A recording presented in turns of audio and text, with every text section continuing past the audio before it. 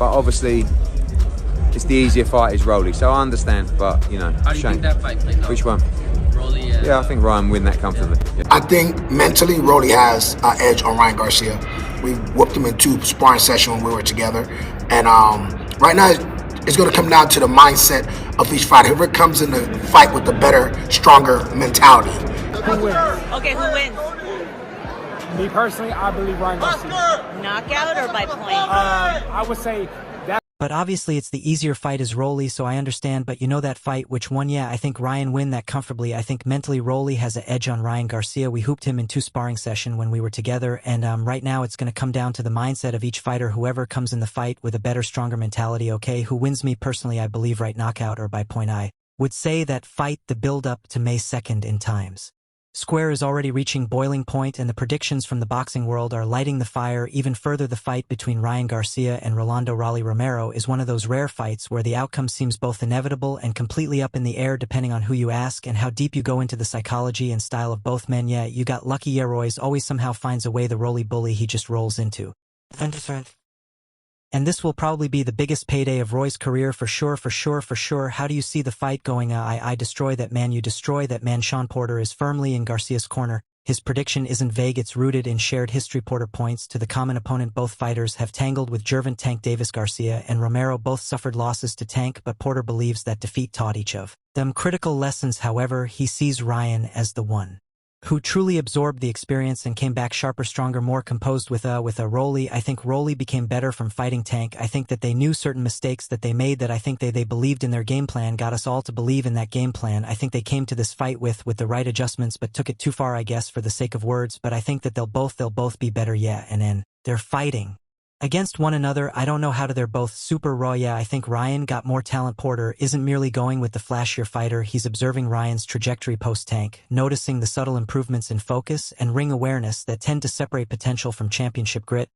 He still acknowledges that Raleigh gained something from the same fight, but Porter's tone makes it clear only one of them has truly elevated from that moment, and it's Garcia, not just due to experience, but because Porter sees something in Ryan's raw talent that he doesn't see in Raleigh. Yeah, he said with finality when asked if Ryan has more talent. That wasn't a maybe or a cautious nod, it was conviction. Rolly calling out Ryan. Yeah, how you like that fight? No, how you like that fight? Oh, that's a good fight. I think that's a great fight. I'll be honest, I think that a lot of people is like, I'm crazy, I think that's a great fight. I worried that they both got Gervant Tank Davis PTSD. Tim Bradley adds even more weight to the Garcia side of the scale. Bradley believes Garcia's trademark left hook is the hammer that ends this fight. He's not speaking metaphorically. He genuinely believes Romero won't see it coming, won't survive it, and won't recover from it. But Bradley's prediction goes deeper than tactics. It touches on character evolution. He's noticed a change in Garcia, and that matters. The loud, erratic, and sometimes self-destructive version of Garcia that dominated headlines in 2023 appears to have given way to someone more composed, more deliberate, more professional. I think Ryan's going to catch him with that left hook, and it's going to be end night. I think Ryan has changed, definitely. I think his character has definitely changed, with the way he's displaying it now. A lot more calmer, a very respectful, look like a real businessman now. He's not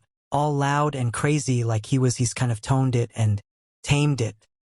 Calmed it and tamed it down, toned it down a bit. So I respect that with Ryan, man. And I think he's going to be a lot more focused now. Bradley isn't just seeing improvement in the ring, he's seeing it outside too. A businessman, a man who's toned down the chaos, someone who's now chasing legacy, not just Instagram likes. And when Bradley sees a fighter make that transformation, he takes it seriously. He predicts Ryan will train harder than ever, remain laser focused, and unleash his power with surgical intent. The result in Bradley's eyes will be a knockout, emphatic, definitive, and brutal. Then there's Sergio Mora doesn't waste time on politeness. He calls it like it is. His prediction isn't about who wins, it's about how fast someone goes down. Mora sees Garcia versus Romero as a gunfight with no cover, two powerful but flawed fighters charging straight at each other with minimal regard for defense. And Romero comes to knock people out. He has some holes in his defense. I think it's going to be a short, explosive fight where either of them could get hurt because Garcia's vulnerable defensively as well. Ryan says 4 rounds, and he's out there. You go see, I was going to say 5, but yeah, man, I've been hearing 4 and 5 from a lot of fans, either way, whether it's rolling or that fight doesn't go into the second half. Too much firepower, too much. That's not disrespectful, it's an assessment. Mora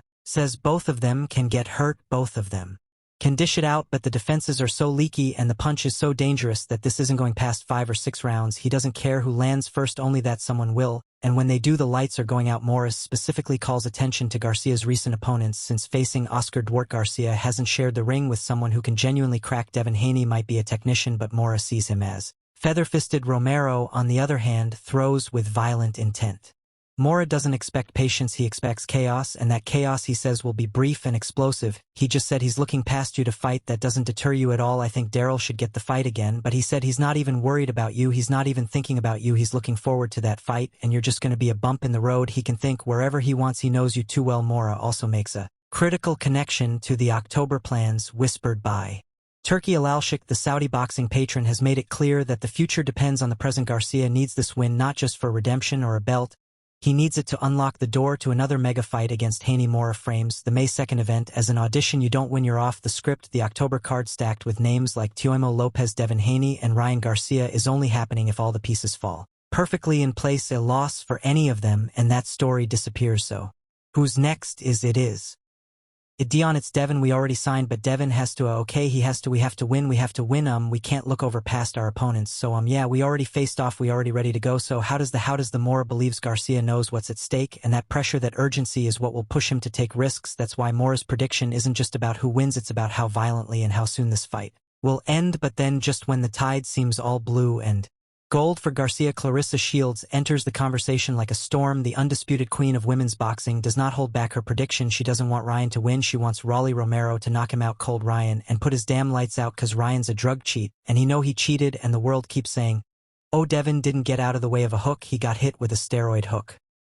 I don't know why you guys keep putting that word off. It's like it wasn't just a hook, and I feel like too, I want Roy to win because Ryan disrespectful man, and he's a disrespectful kid, and I think everybody giving him a pass. Oh, he's doing better, and he went to rehab or whatever the case may be. That stuff is in him, man. That's his character. Shields is speaking from a place far deeper than analysis. She's speaking from a place of outrage, disgust, and perhaps even betrayal in her eyes. Ryan Garcia is not just a flawed fighter, he's a disgrace to the sport. Her fury is centered on what she calls Garcia's steroid hook, a reference to his failed test before the Devin Haney fight. Shields is not alone in that sentiment, but she expresses it with volcanic intensity. She doesn't accept the narrative that Ryan was just going through something. She doesn't buy the rebranding, and she doesn't care for forgiveness in her world. You cheat, you carry that shame forever. For her, there's no clean slate, no rehab, blow up, just facts, and those facts tell her Garcia doesn't deserve a win. You saw what Brian Garcia did a year ago. How concerned are you with that left hook that he is so proud of? Not very concerned at all. Shields also brings up what many in the media try to skirt around: Garcia's past behavior on social media,